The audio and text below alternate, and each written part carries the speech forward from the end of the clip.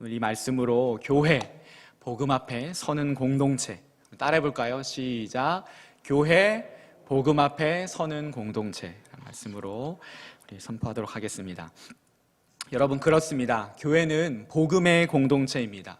교회를 표현하며 많은 수식어를 우리가 붙일 수 있겠지만 가장 중요하고 놓칠 수 없는 것은 바로 복음의 공동체라는 것입니다. 그렇기에 우리는 계속해서 복음 앞에 서야 하고 복음이 무엇인지 알아야 하며 그 복음의 능력과 복음을 복음되게 하는 것이 무엇인지 또 그렇게 하시는 분은 누구신지 알아야 합니다. 오늘 말씀은 바로 복음에 관한 내용입니다.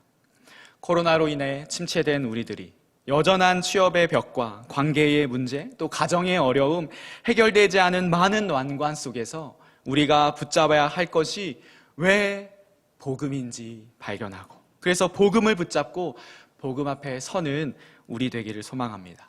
오늘 말씀이 저와 여러분을 살리는 그런 말씀 되기를 소망합니다. 교회, 복음 앞에 서는 공동체, 제가 세 가지를 말씀드리려고 하는데요. 첫 번째는 복음의 능력, 두 번째는 복음의 내용, 세 번째는 복음의 주체에 대한 내용입니다. 복음의 능력, 복음의 내용, 복음의 주체. 그리고 두 번째, 복음의 내용 부분이 핵심인데 거기서는 부활에 대해서 얘기하려고 합니다. 부활, 소생과 부활의 차이는 무엇인지, 부활의 역사성에 대해서 한번 짚어볼 것이고 부활의 의미에 대해서 한번 나눠보려고 합니다. 교회, 복음 앞에 서는 공동체, 첫 번째 복음의 능력은 무엇입니까? 우리 1절, 2절 본문 말씀 함께 다시 한번 읽겠습니다. 시작. 형제들아, 내가 너희에게 전한 복음을 너희에게 알게 하노니 이는 너희가 받은 것이요 또 그 가운데 선 것이라.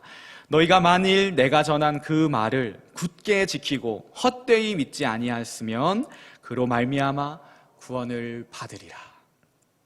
1절, 2절을 통해 바울은 우리가 복음을 들어야 한다고 말합니다. 1절에 보면 바울은 이미 복음을 고린도 교회에 전했습니다. 그리고 고린도 교회가 세워졌죠.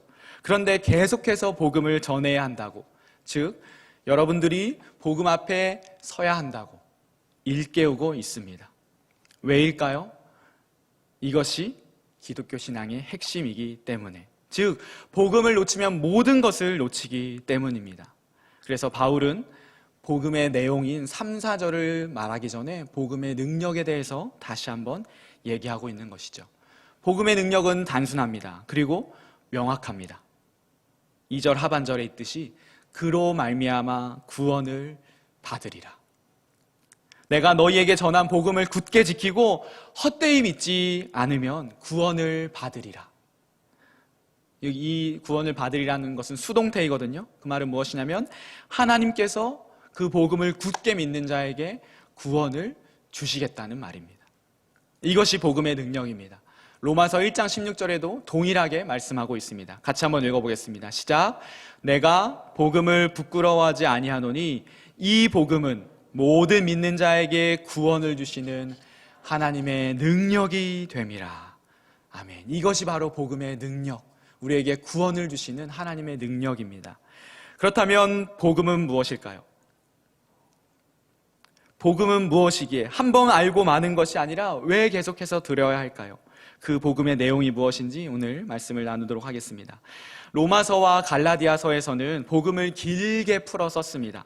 이에 비해 고린도전서 15장의 오늘 본문은 단 2절로 복음을 요약했거든요. 그것이 3절, 4절입니다. 한번 읽어보겠습니다. 3절, 4절 천천히 읽어보겠습니다. 시작. 내가 받은 것을 먼저 너희에게 전하였노니 이는 성경대로 그리스도께서 우리 죄를 위하여 죽으시고 장사 지낸 바 되셨다가 성경대로 사흘 만에 다시 살아나사.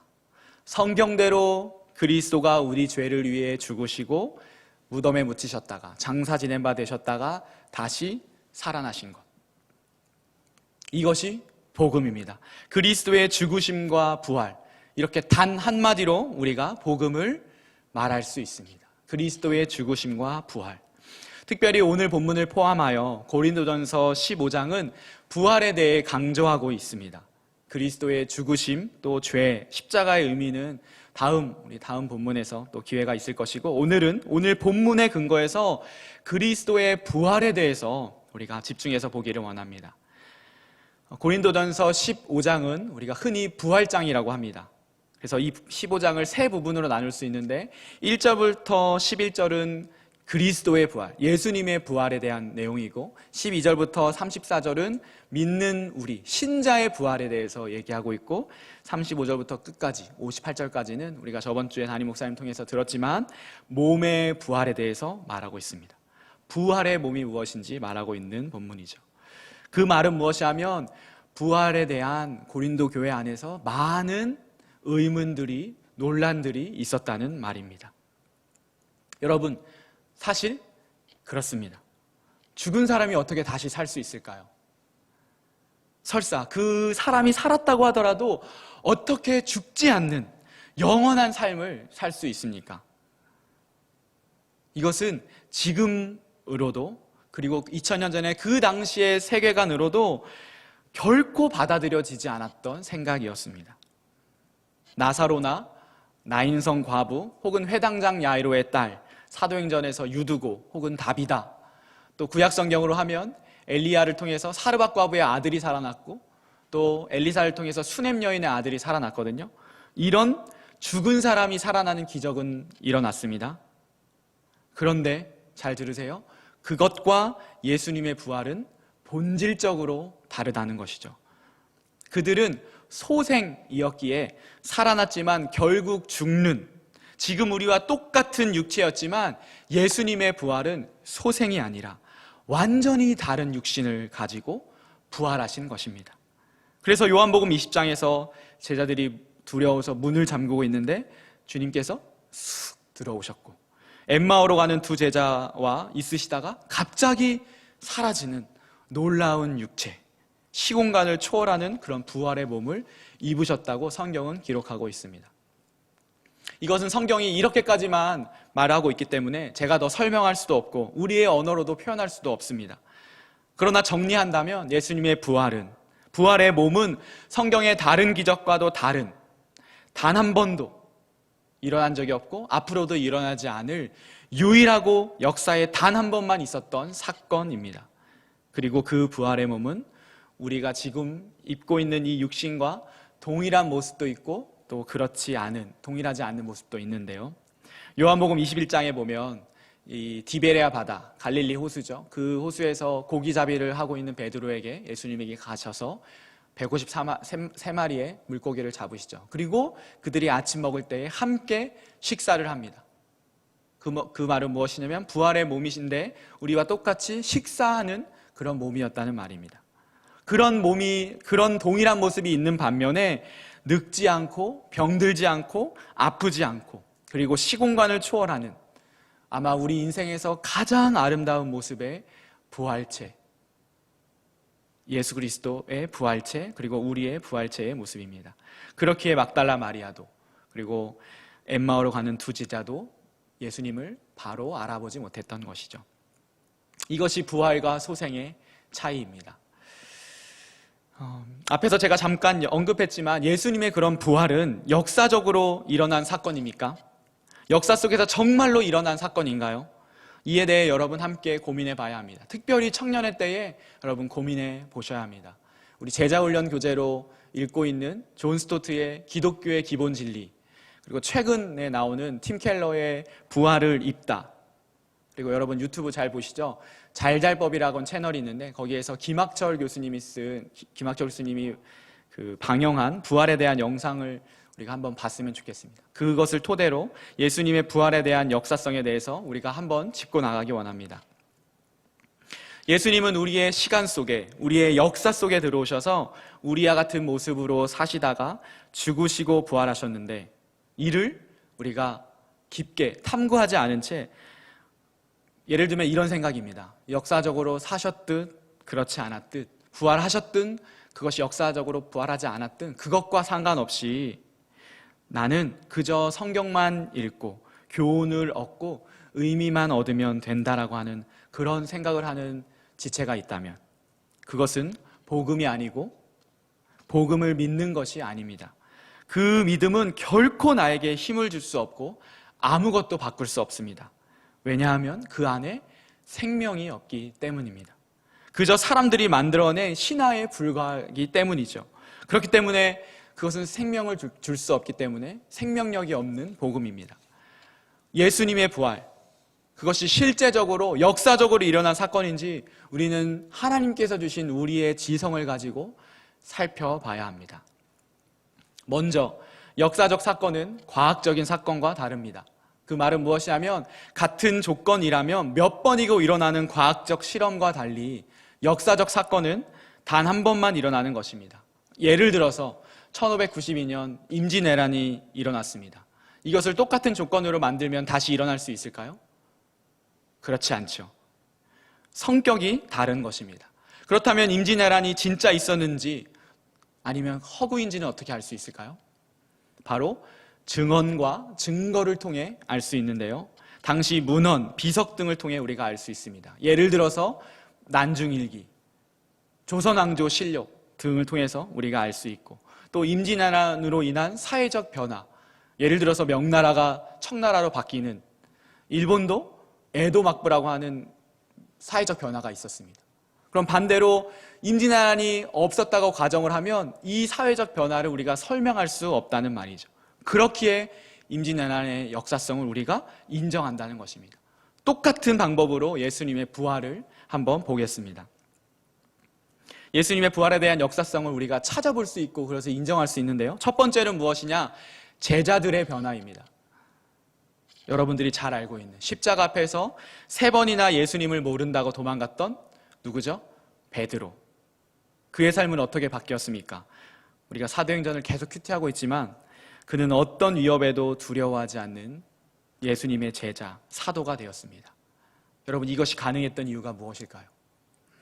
야고보서를 오늘 본문에도 나오지만 야고보서를 기록한 예수님의 동생 야고보는 어떤지 아시나요?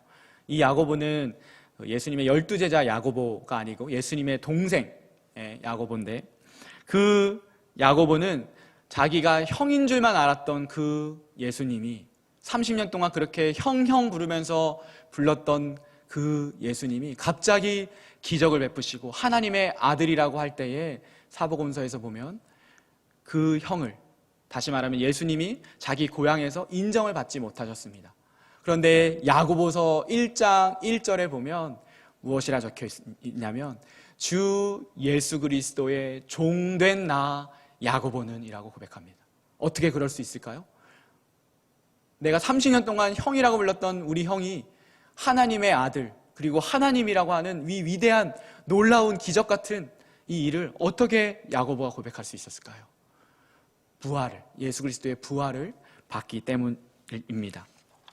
바울은 어떻습니까? 바울도 마찬가지죠. 예수님의 부활을 전하는 사람을 잡아다가 감옥에 넣는 사람이 어떻게 예수님의 부활을 증거하는 사람이 될 수 있었습니까? 이것이 어떻게 가능합니까? 부활하신 예수님을 실제로 만났기에 우리가 그런 것이 아닌가, 우리가 합리적으로 지성적으로 추론해 볼 수 있다는 말입니다. 두 번째, 어떤 우리가 있냐면 두 번째는 증거인데 바로 시체가 없고 수의, 이 배가 헝클어져 있다는 것을 통해서 우리가 알 수 있습니다. 부활은 여러분 영적인 사건, 즉 눈에 보이지 않는 그런 사건이 아니라 역사 속에 버젓이 일어난 우리의 육신의 눈으로 일어난 사건이었습니다. 시신은 없어졌고 당연하죠. 예수님이 부활하셨으니까. 무덤은 비어 있었습니다. 그리고 예수님을 쌌던 수의는 그대로 번데기 허물 벗듯이 놓여 있었다고 말합니다. 이것이 어떤 차이냐면 요한복음 11장에 보면 나사로가, 예수님께서 나사로야 나오너라 했죠. 그래서 나사로가 그 무덤에서 그 장사된 그 관에서 일어났습니다. 그리고 예수님 무엇이라고 했나요? 사람들에게 무엇이라고 했냐면 나사로의 그 배를, 그 수의를 풀어놓아 다니게 하라입니다. 베드로는 소생했기 때문에 본인 그 수의를 뚫고 나오는 몸이 아니었어요. 그런데 예수님은 부활하셨기 때문에 누가 풀어주지 않아도, 칭칭 감은 그 수의를 풀지 않아도 그대로 이것이 빠져나오는, 우리가 한 번도 본 적이 없고 상상할 수 없었던 부활의 몸으로 부활하셨다는 말입니다. 이것이 만들어진 이야기였다면 이렇게 자연스러운 목격담을 할 수가 있었을까요? 그렇기 때문에 부활이 실제라는 또 하나의 증거가 됩니다. 부활에 대한 많은 반론들이 있습니다. 이런 것이 있습니다. 거짓말, 꾸며낸 이야기라고 하는 것이죠. 제자들이 꾸며낸 이야기라. 여러분 생각해 보세요. 거짓말에 본인의 목숨을 이렇게나 많은 사람들이 바칠 수 있을까요? 그리고 거짓말이라면 더욱 그럴싸하게 만들어야 했습니다. 꾸며낸 이야기라면 더 그럴싸하게 만들어야 했습니다. 왜냐하면 첫 번째 부활의 목격자가 바로 여인이었기 때문입니다. 그 당시 고대 사회에서 여인은 사람의 그 인격으로 취급받지 못했습니다. 그렇기 때문에 우리가 오병이어 사건에서 보듯이 5,000명을 먹이실 때 그 5,000명은 어린아이와 여인을 뺀 남자 성인만 5,000명이었어요. 그 당시 셈법이 그렇습니다. 그런데 사복음서에서 보면 모두 다 첫 증인이 여인이라는 말입니다. 여인들의 증언과 여인들의 그 신빙성을 인정하지 않는 사회에서 왜 여인의 목격담을 성경에 기록하고 있습니까? 그것이 사실이기 때문입니다. 아마 그것을 꾸며낸 이야기였다면 조금 더 권위 있는 사람, 대제사장이나 혹은 더 사회의 유력자들을 통해서 아마 이야기를 꾸며냈을 텐데 가장 연약한 여인들을 목격자로 했다는 것 자체에서 우리는 또한 부활의 사실을 이야기할 수 있습니다. 여러분, 너무나 많은 부활의 증거들이 있습니다. 이런 반론도 있습니다. 사복음서의 내용이 다 다르다. 사실 그렇습니다. 마태복음, 마가복음, 누가복음, 요한복음을 읽어보면 여러분들이 한번 읽어보십시오. 진짜 목사님 말씀하셨던 것처럼 다르다라고 볼 것이에요. 예를 들어서 마태복음에는 무덤을 갔던 여인들의 수가 2명이고 마가복음은 3명이고 요한복음은 1명입니다. 또 마태복음에는 천사가 옆에 있었다고 하고 마가복음은 흰옷 입은 청년이 있었다고 하고 누가복음은 찬란한 옷을 입은 사람이라고 하고 요한복음은 그 사람을 예수님이라고 합니다. 이렇게 다 다르다는 것이죠. 이런 서로 다른 진술에 대해서 또한 어떤 사람들은 이것이 부활의 거짓을 증명하는 것이라고 얘기하는데요. 오히려 그것이 부활의 역사성을 증명하는 것입니다. 자, 제가 이렇게 설명해 봅니다. 우리 문제 내보겠습니다. 우리 1마을 우리 지체들은 이 문제를 풀 수 없을 텐데 2002년 월드컵 2002년 월드컵을 기억하는 우리 2마을, 3마을 우리 지체들 풀어보세요. 자, 월드컵 16강 이탈리아전에서 안정환이 골든골을 넣었을 때 그 정확한 시간, 그리고 안정환은 누가 마크했고 그 뒤에는 누가 있었고 또 그 앞에는 어떤 사람이 있었는지 정확하게 하나도 틀림없이 말할 수 있는 사람 여기에 있습니까? 우리 5천만 전 국민이 봤음에도 그것을 세세하게 기억하는 사람은 한 명도 없습니다. 그러나 우리가 큰 것은 다 압니다. 뭘 알아요? 지금 제가 얘기한 것처럼 이영표가 올려졌고 안정환이 옆으로 이렇게 해가지고 비스듬히 헤딩하는 것, 저는 생생하게 기억이 나거든요. 제 고등학교 2학년 때인데 정말 너무나 그게 생생하게 기억이 납니다. 그러나 그 앞에 누가 있었는지, 포메이션이 무엇인지 그런 것은 기억이 나지 않는 것이죠. 그런데 우리가 그래도 세세하게 기억할 수 있는 것은 그 당시 영상을 계속해서 보여주니까 그 앞에 말디니가 있었다, 뒤에 황선웅이 있었다, 요새 그런 얘기들이 있더라고요. 그렇기 때문에 우리가 기억하는 것이지, 이것을 예수님의 부활로 돌이켜보면 2000년 전에 영상이 없는 상태에서 그것을 다 세세하게 기억할 수 없다는 말이에요. 그러나 우리는 무엇을 알 수 있어요? 큰 줄기가 같다는 것을 알 수 있죠. 빈 무덤, 세마포가 그대로 번데기가 허물벗듯이 놓여 있었다는 것, 여인들이 목격자였다라고 하는 것. 이 큰 줄기는 사복음서 동일하게, 그리고 서신서에서 그 부활의 증언을 하는 제자들, 사도들이 동일하게 증언하고 있다라는 말입니다. 이렇게 수많은 증거와 증언을 통해서 우리는 예수님의 역사성을 인정할 수 있습니다.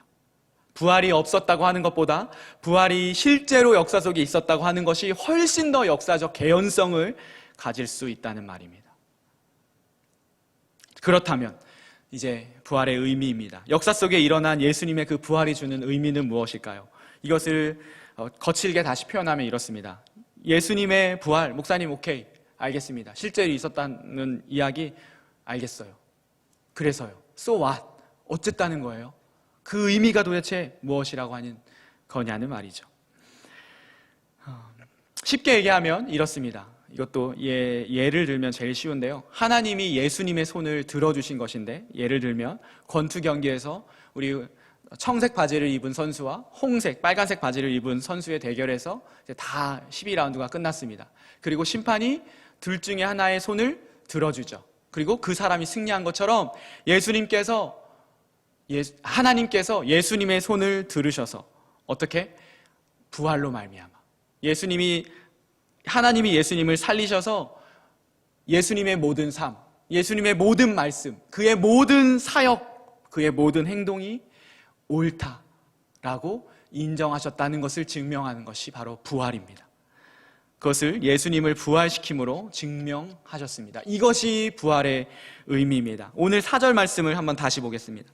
자, 계속해서 한번 따라오세요. 4절 시작. 장사 지낸 바 되셨다가 성경대로 사흘 만에 다시 살아나사. 여기서 다시 살아나사라는 말이 사실 헬라어를 직역하면 일으켜지셨다라고입니다. 세번역 성경엔 그렇게 번역이 되어 있는데, 일으켜지셨다는 말은 수동태예요. He was raised입니다. 그 말은 예수님이 본인이 죽었다가 스스로 이렇게 눈을 번쩍하고 살아나신 것이 아니라 하나님이 예수님을 살리셨다는 거예요. He was raised by God. 하나님이 예수님을 일으키셨다라는 것이죠. 그런데 유대 사회에는 하나님이란 이름을 신성시했기 때문에 안 써서 이렇게 수동태라고 한 것이기 때문에 우리가 예수님이 그냥 눈을 번쩍해서 스스로 살아났다고 생각할 것이 아니라, 그렇게 보는 것이 아니라 하나님이 예수님을 일으키셨다. 그 말이 뭐예요? 아까 말했던 권투에서 손을 들어주셨다는 것처럼 예수님의 모든 사역, 모든 말, 모든 행동을 옳았다고 인정하셨다는 말이죠. 예수님께서 어떤 말씀을 하셨나요? 어떤 삶을 사셨나요? 잘 아시지만 한 문장으로 요약하면 이것입니다. 마가복음 10장 45절 같이 한번 읽어보겠습니다. 마가복음 10장 45절 천천히 읽어보겠습니다. 인자는 여기서 예수님입니다. 시작. 인자가 온 것은 섬김을 받으려 함이 아니라 도리어 섬기려 하고 자기 목숨을 많은 사람의 대속물로 주려 함이니라. 아멘. 이것이 예수님의 말씀이었고 그의 사역, 십자가의 사역이었습니다. 그가 이 땅에 오신 것은 많은 사람들의 대속물로 죽기 위해 오신 것인데, 이것이 사실임을 하나님께서 예수님의 부활로 입증하셨다는 말입니다. 그는 죄 없으신 하나님의 아들로, 그리고 여자의 후손으로 왔고, 그분의 죽으심은 그분 자신의 죄가 아니라 우리의 죄 때문임을 무엇을 통해? 부활을 통해 증명하셨습니다. 여러분, 누구를 위해 죽으셨다고요? 우리의 죄를 위해. 그것이 3절에 나옵니다. 이는 성경대로 그리스도께서 우리 죄를 위하여 죽으시고. 한 번 더 생각해 봐야 됩니다. 여러분, 당시 로마 제국의 가장 극악한 처벌이 십자가형이었습니다. 십자가형은 예수님만 달려 죽으신 것이 아니에요. 이미 예수님 옆에 강도 2명이 있었고, 고대 문헌에 따르면 이미 페르시아 제국 때부터 이 십자가형은 당시의 사회에서 가장 큰 사형으로 행해졌습니다. 그 말은 무엇이냐면 예수님만 십자가에서 죽으신 것이 아니라 수많은 사람들이, 수많은 범죄자와 반역자가 십자가 위에서 죽었다는 말이에요. 그런데 어떻게 예수님의 십자가 죽음, 그 피가 우리를 살릴 수 있는 피가 될까요? 그것을 우리가 어떻게 믿을 수 있습니까? 그분의 죽음만 우리를 대신할 수 있는 유일한 피이고 죽음임을 우리는 부활을 통해 믿을 수 있다는 말이에요. 죄의 삭은 사망이라고 로마서 6장 23절에 말합니다. 죄의 결과가 사망입니다. 하나님 앞에서 모든 죄인은 죽습니다. 단순히 코끝에 숨이 끊어지는 죽음이 아니라 영적인 죽음, 하나님과의 영원한 단절을 얘기하는 죽음입니다. 그렇죠? 모든 사람이 죄를 범하였으며, 로마서 3장 23절, 로마서 6장 23절, 죄의 삭은 사망이라. 그러면 죄인이 아니라면, 죄가 하나도 없는 사람이라면 이 죽음이 적용되지 않습니다. 죽음이 그를 가두지 못하죠. 이것이 성경의 하나님의 공의이고 법이거든요. 이것을 예수님께 적용해 보겠습니다. 이거 잘 따라오셔야 돼요. 예수님은 죄인이 아니에요. 죄인이 아니기에 죽음이 그를 가둘 수 없습니다. 분명한 사실은 무엇이에요? 예수님은 죽으셨어요. 그렇다면 둘 중 하나입니다. 본인의 죄, 사실은 예수님이 죄인이어서 본인의 죄 때문에 죽었던지, 아니면 그분이 말씀하신 대로 그의 죄가 아니라 많은 사람, 저와 여러분을 포함한 많은 사람의 죄 때문에 죽었던지, 그 둘 중에 하나이겠죠. 근데 이것을 우리가 어떻게 분별할 수 있냐? 바로 부활을 통해 분별할 수 있다는 말이에요. 하나님이 예수 그리스도를 부활시킴으로 말미암아 예수님은 죄인이 아니기에 죽음이 그를 가둘 수 없으므로 그는 살아나셨고 하나님이 예수님을 부활시키신 것이죠. 예수님은 분명히 십자가에서 죽으셨는데 기절이 아닙니다. 창으로 찔러받고 그의 죽음을 확인했기 때문에 그는 죽었습니다. 왜 죽었다고요? 누구의 죄로 인해 죽었다고요? 그의 죄가 아니라 그분의 말씀처럼 많은 사람, 온 인류의 죄 때문에 죽으신 것이고, 또한 그는 분명히 부활하셨는데 그것은 그가 죄인이 아니기에 부활하셨다는 것입니다. 죽음이 그를 가둘 수 없다는 말입니다. 그래서 예수님의 죽음은 예수님의 죄가 아니라 많은 사람의 죄 때문이고, 예수님의 살아나심은 그가 죄인이 아니기에 죽음이 그를 가둘 수 없었다는 말입니다. 이것이 역설 같은 이 일이 바로 예수님의 죽으심과 부활 안에서 일어났습니다. 그래서 다시 말씀드리지만 이 부활을 통해 그분의 죽으심이 그의 죄 때문이 아니라 우리의 죄 때문임을 확증하셨습니다. 이것이 제일 중요한 부활의 의미입니다. 그렇기 때문에 예수님만이 우리를 구원하실 유일한 구원자라는 그 고백을 우리가 드리는 것이죠.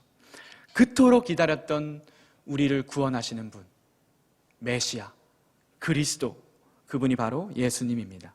우리 죄를 주님이 대신 지셨기에, 죄의 값을 대신 감당하셨기에 우리에게는 더 이상 죄의 삭신, 사망이 없다는 말이죠. 더 이상 정죄함이 없다는 말입니다. 죄의 심판이 없다는 말입니다. 그것을 우리는 영생, 영원한 생명이라고 부르는 것입니다. 그 생명이 누구를 통해? 예수 그리스도의 부활을 통해 우리에게 온 것입니다. 이제 세 번째, 복음의 주체입니다. 이 모든 것을 누가 하셨습니까? 내 편에서 한 것이 단 하나라도 있습니까? 모두 다 삼위일체 하나님이 이루어 가신 것입니다. 성부 하나님이 아들 예수님을 내어주시기까지 사랑하셨고, 성자 하나님 예수님은 성육신 하셔서 우리와 같이 사시다가 그 육신으로 친히 십자가에 달리셔서 모든 고통을 겪으시고 피 흘리셔서 죽으시는 그 순종, 헌신을 보여주셨습니다. 그리고 그 진리를 깨닫게 하시는 분이 바로 성령 하나님이십니다. 오직 삼위일체 하나님이 이 모든 것을 이루어 가죠. 그렇기에 우리는 은혜로 이 복음 앞에 설 수 있습니다. 부활의 역사성을 아무리 지성적으로 동의한다고 하더라도, 부활의 역사적 의미를 아무리 깊게 공부한다고 하더라도 그리스도인이 될 수 있을까요? 그렇지 못합니다. 그래서 바울은 오늘 본문에서 복음을 소개하며 결론을 이렇게 냅니다. 15장 9절 그리고 10절인데 제가 9절 읽고 여러분 10절 한번 읽어보겠습니다. 시작. 나는 사도 중에 가장 작은 자라. 나는 하나님의 교회를 박해하였으므로 사도라 칭함받기를 감당하지 못할 자니라. 10절 시작. 그러나 내가 나 된 것은 하나님의 은혜로 된 것이니 내게 주신 그의 은혜가 헛되지 아니하여 내가 모든 사도보다 더 많이 수고하였으나 내가 한 것이 아니요 오직 나와 함께 하신 하나님의 은혜로라. 아멘. 하나님은, 왜 바울은 은혜를 이렇게 3번이나 강조하였을까요? 여러분, 바울이 누구예요? 누구보다 열심히고 누구보다 최선을 다해서 살았던 사람, 누구보다 똑똑하고 남부러울 것 하나 없는 사람이었습니다. 그랬던 그가 이 복음 앞에 서니 내가 추구했던 최선, 내가 행했던 열심, 나의 그 의가 오히려 나의 눈을 멀게 하였음을 보게 된 것이죠. 그리고 호련히 찾아오신 그 예수 그리스도, 그분 앞에 은혜 말고는 더 드릴 말이 없는 은혜의 사람이 되었습니다. 여러분, 그렇습니다. 나의 나된 것은 하나님의 은혜입니다. 이 고백이 우리를 복음 앞에 서게 합니다. 그래서 오늘 설교의 결론도 바로 은혜입니다. 복음 앞에 서기 위해 우리는 이 은혜를 구해야 합니다. 이 은혜가 아니고서는 우리는 복음 앞에 설 수 없습니다. 여러분은 어떻습니까? 이 복음이 우리에게 선물로 주어졌는데, 우리 편에서는 하나도 한 것이 없는데, 잘 보인 것도 잘한 것도 없는데, 온전한 삼위일체 하나님의 사랑과 헌신이 우리에게 이 놀라운 선물을 주고자 하십니다. 어떻게 반응하시겠습니까? 이 놀라운 선물을 받아들이는 것을 우리는 믿음이라고 합니다. 믿음은 내가 믿어줄게, 한번 믿어주지 하는 그런 어줍지 않은 호의가 아니라, 하나님, 그렇습니다. 내가 이 복음이 필요합니다. 내가 이 복음이 필요한 사람입니다. 나에게 구원받을 만한 어떤 모습도 없는데 그저 나를 사랑하셔서 이 모든 희생과 헌신을 하셨군요. 제가 이 복음 앞에 서겠습니다. 이 복음을 내 목숨보다 소중히 여기며 살겠습니다. 나를 받아주시고 용납해 주십시오. 내 전 존재로 주님을 신뢰합니다. 라는 이 고백이 바로 믿음입니다. 이것이 주님이 베푸신 은혜에 대한 죄인된 인간인 저와 여러분의 반응입니다. 그래서 에베소서 2장 8절 9절은 이렇게 말씀합니다. 우리 천천히 한번 읽어보겠습니다. 시작. 너희는 그 은혜에 의하여 믿음으로 말미암아 구원을 받았으니 이것은 너희에게서 난 것이 아니요 하나님의 선물이라. 행위에서 난 것이 아니니 이는 누구든지 자랑하지 못하게 함이라. 오직 은혜, 이 은혜가 저와 여러분을 살게 합니다.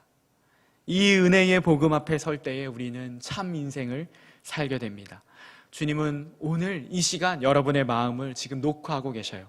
너의 마음을 열고 이 복음을, 나를 받아들이렴. 내가 너와 더불어 먹고 너도 나와 더불어 먹자. 함께 오직 은혜라는 찬양 우리 고백하며 복음 앞에 서는 시간, 결단하는 시간 되기를 바랍니다. 함께 찬양하겠습니다.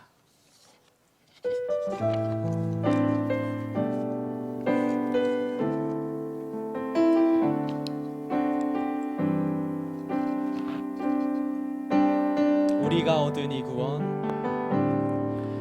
우리가 얻은 이 구원 하나님 선물이니 너와 나의 공로 아니 오직 주의 은혜라.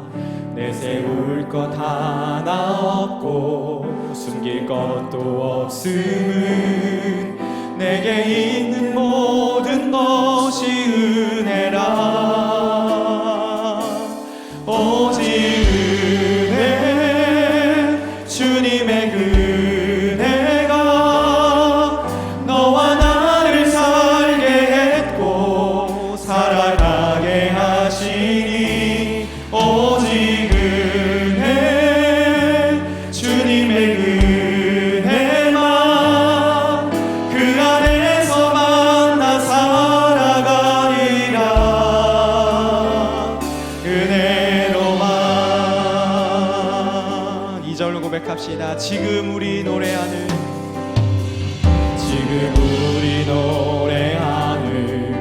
하나님의 은혜는 어제나 오늘이 같고 내일도 변함없어. 금이 많고 넘어져도 포기하지 않음은 그대가 나를 붙드심이라.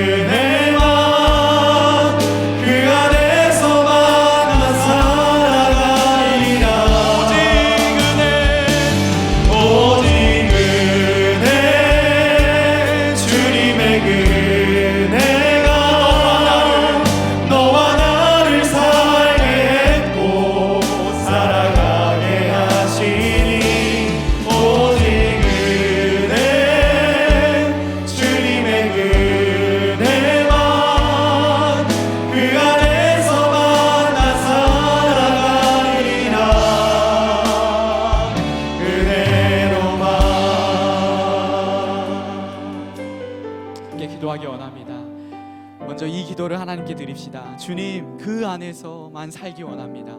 정말 이 은혜 안에서만 내가 살아가기를 원합니다. 이 모든 것을 거저주시는 그 은혜 안에 살게 하시고 다른 세상의 헛된 것에, 영원하지 않은 것에 마음과 생각 빼앗기지 않고 살아가게 하여 주시옵소서. 주님, 나를 그 은혜 안에 머물게 하시고 그 사랑 안에 머물게 하여 주옵소서. 우리가 먼저 이렇게 하나님께 나아가기를 원합니다. 함께 기도합시다. 하나님, 그렇습니다. 하나님, 이 은혜가 나를 살게 합니다. 하나님, 거저주시는 은혜, 하나님, 정말 이 은혜의 복음 앞에 우리가 아무것도 한 것이 없고 아무것도 하나님 내세울 것이 없는데 주님께서, 정말 삼위 하나님께서 이 모든 것을 하나님 우리에게 주셨습니다. 성자 예수님을 아낌없이 사랑하시며 내어주시는 그 사랑, 하나님 그 사랑 가운데 우리가 섭니다. 하나님, 정말 성육신 하셔서 하나님 당신의 하나님 그 사랑을 하나님 친히 몸으로 헌신하시고 보여주신 예수 그리스도의 십자가의 사랑과 하나님 부활의 그 능력이 있기에 우리가 하나님 그 은혜 안에 살기를 원합니다. 성령 하나님, 이 은혜를 알게 하시고 이 진리 가운데 하나님 거하게 하시며 우리를 초청하시는 그 성령님의 음성 앞에 우리가 서기를 원합니다. 하나님, 은혜로 살게 하여 주옵소서. 하나님, 그 은혜 앞에 나아가게 하여 주시옵소서. 그 은혜 가운데 하나님 우리가 속해 있음을 알고 그 은혜를 누리며 사는 도를 될 수 있도록 인도하여 주시옵소서. 우리 지체들, 우리 청년들, 하나님의 은혜로 하나님 주시고 세상의 것으로 하나님 다른 영원하지 않은 것에 하나님 묻지 않게 하여 주시고 하나님 그 은혜 안에 서는 될 수 있도록 인도하여 주시옵소서. 주님께서 이미 확증하셨습니다. 이미 우리에게 믿을 만한 근거를 보여주시며 하나님, 내가 이 역사 속에 하나님이 우리의 죄를 담당하시고 하나님 우리가 받습니다. 하나님이 그렇게 우리의 시선과 우리의 믿음을 살려서 주님께 나아갈 수 있습니다. 하나님, 은혜 가운데 하나님 인도하여 주시옵소서. 이 은혜로 삶을 될 수 있도록 인도하여 주옵소서. 하나님, 그렇게 고백하며 나아가는 우리 신령 될 수 있도록 인도하여 주옵소서. 우리 말씀을 기억하며 아직 예수 그리스도의 이 은혜의 복음 앞에 서지 못한 자가 있다면, 그러나 그 복음 앞에 서기를 원하는 자가 있다면 여러분, 오늘 기도하기 원합니다. 주님은 모든 사람에게 믿을 만한 증거를 이미 주셨습니다. 우리의 지성과 이성으로 분명히 찾을 수 있고 인정할 수 있는, 그저 저 우주 속에 있는 신의 이야기가 아닌, 저 산 속의 신화가 아닌, 우리의 역사 속에 침투하셔서 우리와 같은 육신으로 사셨고 우리의 죄를 위해 십자가에서 죽으시고 부활하셔서 우리의 죄값을 다 갚으신 놀라운 이야기, 그저 종교의 하나라고, 교양 과목의 하나라고 치부해버리기에는 하나님의 사랑과 헌신이 너무 큽니다. 너무 여러분 아깝습니다. 그렇기에 마음을 열고 여러분 주님께 나아가십시오. 주님, 이 은혜를 알기 원합니다. 그 은혜를 받기 원합니다. 이 고백으로 주님께 나아가면 주님은 살아계시기에 반드시 응답하실 것입니다. 여러분, 그런 지체들은 지금 그런 마음으로 기도하기를 원하고, 또한 이 지체들을 위하여서 우리 청년들 함께 중보하면 좋겠습니다. 예수 그리스도, 하나님 그 은혜 앞에 서는 우리 모두 될 수 있도록 함께 기도합시다. 같이 한 번 더 기도합니다. 하나님, 이 시간 오늘 이 말씀을 듣고 하나님 마음을 열고 주님께 나아가는 지체들이 있습니다. 하나님, 예수 그리스도 이 복음 앞에 서지 못한 지체들, 그러나 하나님 정말 우리의 마음을 녹화하셔서 하나님 그 마음 가운데 들어가기를 원하시는 그 예수 그리스도의 그 음성과 하나님 부르심 앞에 하나님 나의 마음을 열고 나아가려고 하는 우리 지체들이 있습니다. 주님, 그들을 축복합니다. 하나님, 이미 주님께서는 우리 모든 사람에게 늘 만한 증거를 보여주셨습니다. 우리의 역사 속에 오셔서 하나님 부활하셨고 그 부활의 증언과 증거들을 통해서 우리는 하나님이 주신 이성과 하나님 지성으로 하나님 볼 수 있고, 또한 하나님 그 하나님의 믿음으로 주님께 나아갈 수 있습니다. 우리의 모든 죄값을 담당하신 예수 그리스도, 그분의 십자가의 죽으심과 부활을 통하여서 우리의 모든 죄가 이미 씻겨졌고 자유케 되며 하나님 우리는 정죄함 없이 주님께 나아가며 하나님 우리에게는 심판이 없고 오직 구원, 그리고 주님의 그 부활의 소망을 가지고 살아갈 수 있는 이 능력이 우리 가운데 있습니다. 하나님, 이것을 소망하는 우리 지체들, 하나님 그렇게 그 은혜 마음으로 고백하며 지금 이 시간 주님을 영접하고 싶어하기를 원하는 자가 있다면 하나님 이 시간 만나주십시오. 이 시간 그 마음 가운데 들어가 주님 구원자가 되시고 주님이 되어주십시오. 하나님 그 마음 가운데 하나님 세상의 다른 것들로 채우지 않게 하여 주시고 오직 그 은혜의 복음 앞에 하나님 그것으로 나아가며 하나님 그 은혜의 복음 앞에 서는 시간 되게 하여 주셔서 주님으로 충분한 인생, 주님으로 만족한 인생, 주님으로 충성한 인생 살 수 있도록 하나님 인도하여 주십시오. 오늘 우리가 함께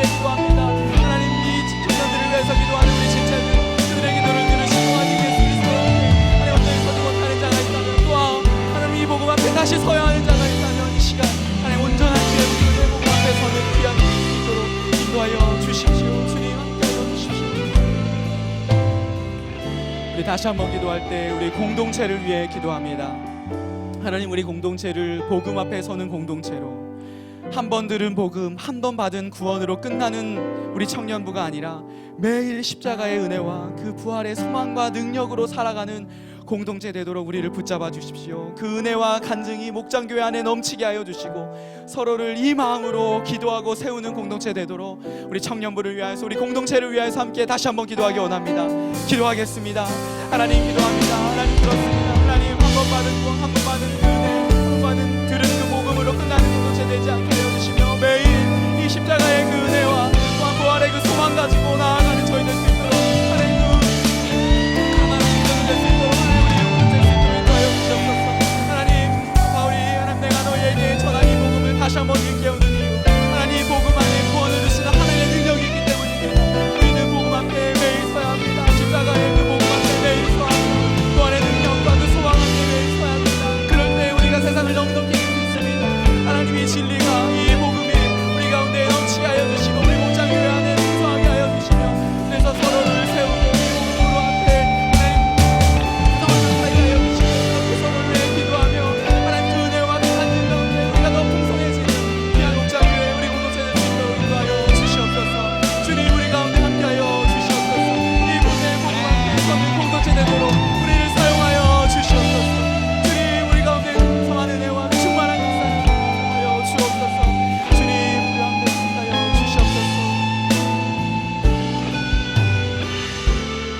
우리 마지막으로 한 번 더 기도할 때 교회를 위하여서 기도합니다. 여러분, 또 언제 우리 현장 예배가 닫힐지 모르는 그런 상황 가운데 우리가 있습니다. 그렇게 우리가 안전을 지키며, 그러나 결코 코로나로 인해 침체되지 않는 교회 될 수 있도록 함께 중보합시다.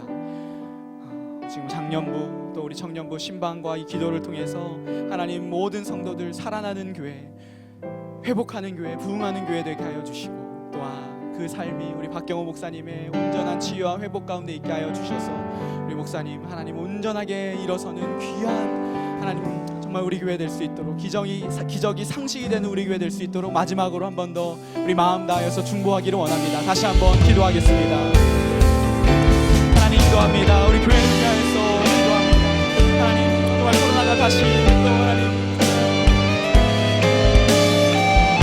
퍼지고 있습니다. 하나님, 이 상황 가운데서 또 언제 현장 예배가 닫힐지 모르는 하나님, 우리가 기도하는 것, 우리가 하나님 정말 안전을 위해서도 기도합니다. 그러나 하나님, 이 안에서 우리가 침체되지 않기를 원합니다. 영적으로, 또 우리 정신적으로, 관계적으로, 인적으로, 하나님, 어떤 상황 가운데서도 하나님, 우리가 지지 않는 교회 되게 하여 주시고, 하나님, 우리가 또 신방을 통해서 하나님, 우리가 성도를 방문하고 또 예배하고 하나님께 하나님, 우리 모든 교회, 모든 교우들이, 우리 청년들이, 우리 마음새들이 주님 앞에 온전히 서며 하나님, 회복하며 부흥하는 교회 될 수 있도록 인도하여 주시옵소서. 이 위에 하나님, 우리 모두 함께 주님으로서 매일 하나님 앞에 나아가게 하여 주시고, 그렇게 기도의 공동체로 나아가는 우리 교회 될 수 있도록 인도하여 주시며, 하나님, 특별히 박경호 목사님의 건강을 위해서 기도하고, 하나님, 목사님의 생명과 모든 것 가운데 하여 주시고, 하나님, 치유의 역사로 함께 하여 주셔서 기적이 상식이 되는 우리 교회 되게 하여 주시고, 그래서 기도하는 모든 하나님, 우리를 위해 기적이 말씀하셨어. 하나님, 그 기도가 하나님 함께 저희 될 수 있도록 인도하여 주시옵소서. 주님, 우리가 함께하여 주시옵소서.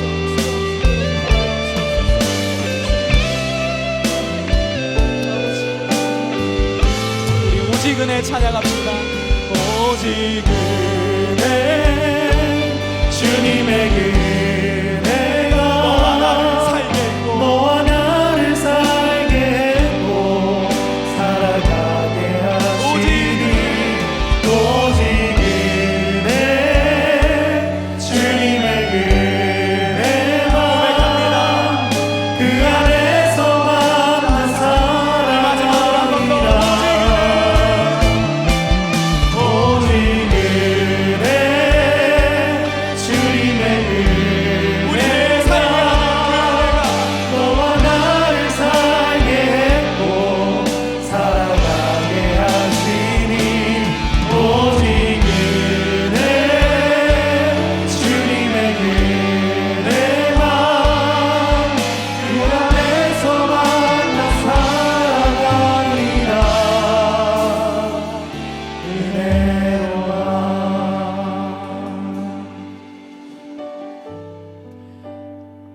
하나님 감사합니다. 우리의 역사 속에 침투하셔서 우리에게 분명한 증거를 보이셨습니다.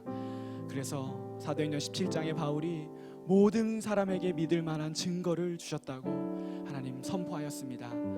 하나님, 우리의 지성과 우리의 이성으로 그리스도의 부활을 보게 하시고 그 부활이 내 부활 되어서 우리의 모든 죄가 씻어졌고, 그래서 우리를 올가매고 있는 모든 죄와 또 모든 죽음의 그 두려움이 떠나감을 다시 한번 고백합니다. 이 은혜의 복음 앞에 오늘 서기로 작정하며 다시 한번 서기로 결단하고, 또 처음으로 고백한 우리 지체들 그 마음 가운데 주님 자정하여 주셔서 그리스도가 되어주시고 주님이 되어주시고 하나님 구원자가 되어주십시오. 그래서 그 풍성한 삶으로 살아가게 하여 주십시오. 승리의 삶을 살아가도록 주님 인도하여 주십시오.